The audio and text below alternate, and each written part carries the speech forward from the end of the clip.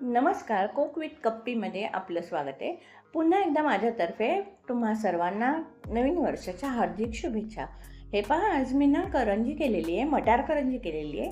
किती सुंदर झाली आहे बघा, किती छान. अगदी आपण विकतचे समोसे कसे आणतो तसे छान झालेली आहे करंजी. ती करंजी कशी करायची ते मी तुम्हाला दाखवते. इथे मी करंजी करण्यासाठी 1.5 कप मैदा घेतला आहे आणि त्यानंतर त्यामध्ये मी चवीनुसार मीठ घालते.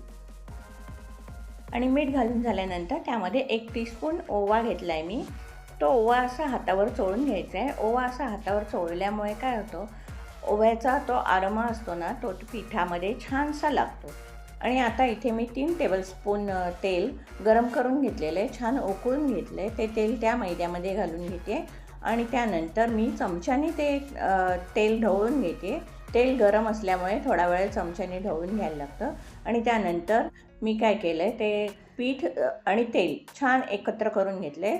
सगळीकडे पिठाला ते तेल लागलं पाहिजे. आणि आता पिठाला तेल चोळून झाल्यानंतर त्यामध्ये थोडं थोडं पाणी घालून मी पीठ मळून घेते, जेणेकरून हे पीठ पातळ होऊ नये, म्हणून मी थोडं थोडं त्यामध्ये पाणी घालते. हे पहा, माझं पीठ मळून झालेलं आहे.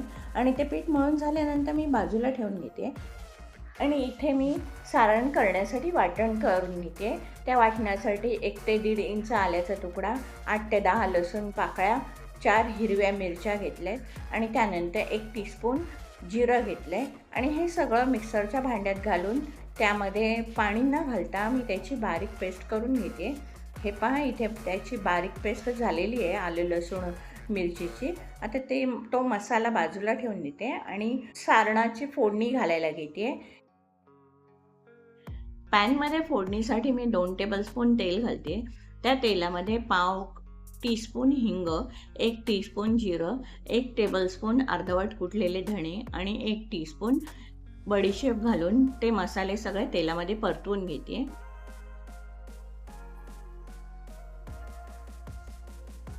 मसाला परतवून झाल्यानंतर आलं लसूण मिरचीचं जे मगाशी मी वाटण केलं होतं ते वाटण त्यामध्ये टाकून परतवून घेते.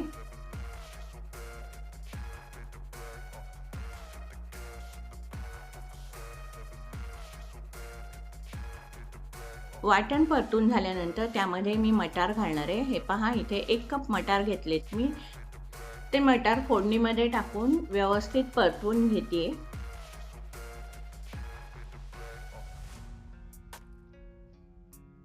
मटार छान परतवून झाल्यानंतर त्यामध्ये मी चवीनुसार मीठ घातलंय. मीठ घालून झाल्यानंतर मटारमध्ये मीठ छान एकत्र करून घेते.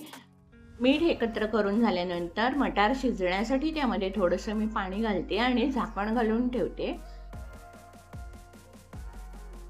थोड्या वेळाने झाकण उघडून इथे मी पाहते मटार शिजलेत का.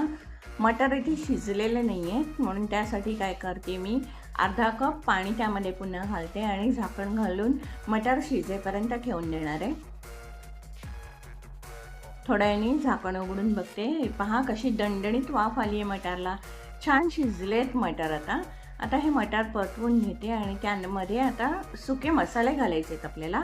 1 टीस्पून किचन किंग मसाला, 1 टीस्पून आमचूर पावडर, अर्धा टीस्पून हळद घालते आणि हे सगळं घालून छान एकत्र करून घेते. आणि नंतर मॅशरने मी हे मटार मॅश करून घेते. अगदी त्याचा लगदा नाही करायचा, म्हणजे पीठ नाही करायचं आहे, अर्धे मुर्दे असे तुटले पाहिजेत. त्यानंतर त्यामध्ये मी इथे 1 उकडलेला बटाटा असा किसून टाकला आहे. आणि बटाटा किसलेला टाकल्यानंतर पुन्हा परतवून घेते. आणि नंतर त्यामध्ये 2 टेबलस्पून ओलं खोबरं घातलं आहे.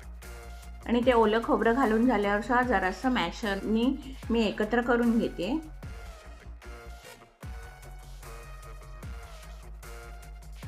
सारण परतवून झाल्यानंतर त्यामध्ये मूठभर कोथिंबीर घालते. ती कोथिंबीर घालून सुद्धा सारण एकत्र करून घेतलंय मी. सारण एकत्र करून झाल्यानंतर 2 मिनिटासाठी त्याच्यावर झाकण घालून ठेवते. 2 मिनिटांनी झाकण उघडून बघूया.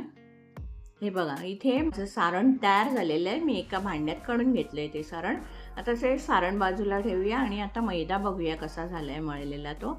हा बघा, किती सुंदर झालाय बघा मैदा, मस्त मळायला गेलेला आहे. आता मी त्यामध्ये काय करणार आहे, तेल घालून ते पीठ मळून घेतले आणि त्या पिठाचा एक आपल्या चपाती एवढा गोळा करून घेतलाय. त्याची चपाती लाटून घेते. चपाती लाटून झाल्यानंतर त्याच्यावरती 1 टीस्पून तेल घालते. तेल पसरून घेते आणि त्याच्यानंतर त्याच्यावर थोडं पीठ घालून पीठ पसरून घेऊन अशा छान घड्या करून घेते. छान घडी करून पुन्हा त्याची चपाती करायची आणि पुन्हा एकदा आपल्याला हे सगळं असंच घडी घालून घ्यायची आहे.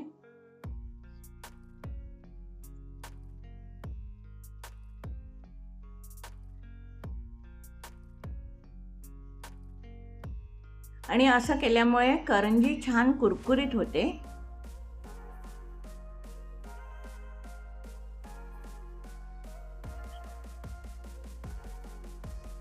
हे बघा, इथे चपाती पूर्ण झाली आहे. मी आता इथे झाकण घेतलं. या झाकणाने मी पुऱ्या पाडून घेणार आहे, जेणेकरून आपल्या सगळ्या करंज्या एकसारख्या आकाराच्या होतील.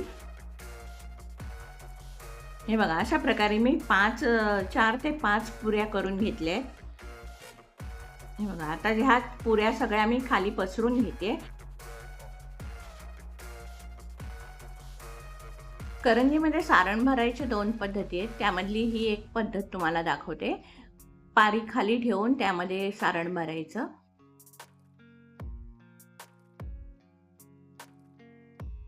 हे बघा, इथे करंजी आपली सील झाली आहे. छान झाली करंजी.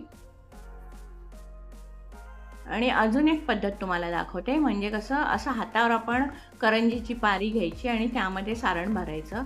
असं सारण भरल्यावरती काय होतं, करंजीमध्ये सगळ्या बाजूनी सारण भरलं जातं. अगदी गुबगुबीत होते करंजी. अशी करंजी आपली पोकळ कधी होत नाही. आणि ही पद्धत माझ्या वडिलांची आहे. माझे वडील अशा प्रकारे करंजी भरायचे, त्यांच्याकडूनच मी शिकली आहे. आता बाकीच्या सगळ्या करंज्या मी अशाच भरून घेते.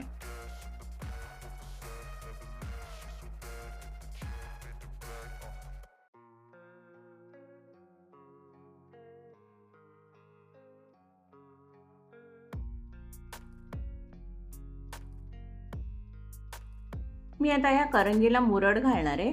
मुरड घालण्याचे 2 फायदे आहेत. म्हणजे मुरड घातल्यानंतर या करंजीला डिझाईन खूप छान येते, मस्त दिसते करंजी. शिवाय अशी मुरड घातल्यामुळे काय होतं, करंजी तेलात टाकल्यानंतर फुटण्याची शक्यता कमी असते. म्हणून अशी मुरड घालायची. ही बघा किती सोपी आहे. 1 चिमटा द्यायचा आणि ते परतवून घ्यायचं. अशा प्रकारे मी सगळ्या करंज्यांना मुरड घालून घेते.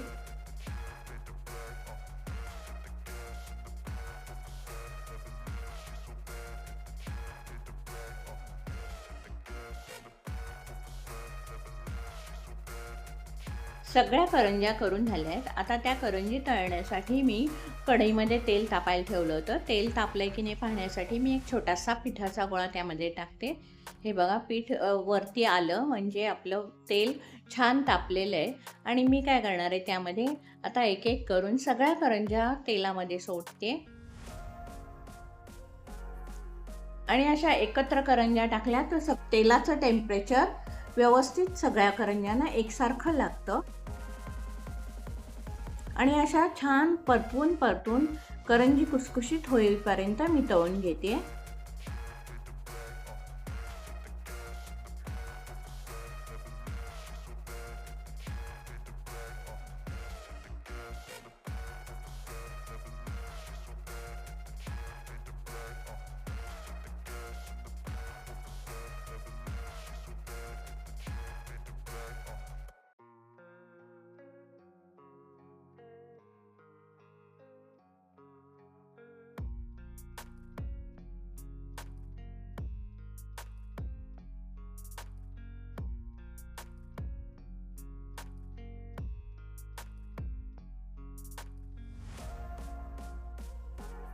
इकडे पहा, करंजीचा कलर किती सुंदर झालाय बघा. सगळ्या करंजीचा कलर एकसारखाच दिसतोय.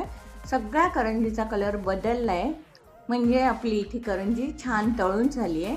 आणि थोड्या वेळाने मी ती करंजी टिश्यू पेपरवर काढून घेते. या बघा किती सुंदर झाल्यात करंज्या. मस्त झाल्यात की नाही, दिसायला सुद्धा खूप सुंदर दिसतात. हे पहा, मी इथे मटार करंजी टोमॅटो सॉस बरोबर सर्व करते. तुम्हाला हवं असेल तर तुम्ही अशी सुद्धा खाऊ शकता किंवा चहाबरोबरही खाऊ शकता. रेसिपी आवडली असेल तर रेसिपीला लाईक करा, शेअर करा आणि माझ्या चॅनलला सबस्क्राईब करायला विसरू नका. धन्यवाद.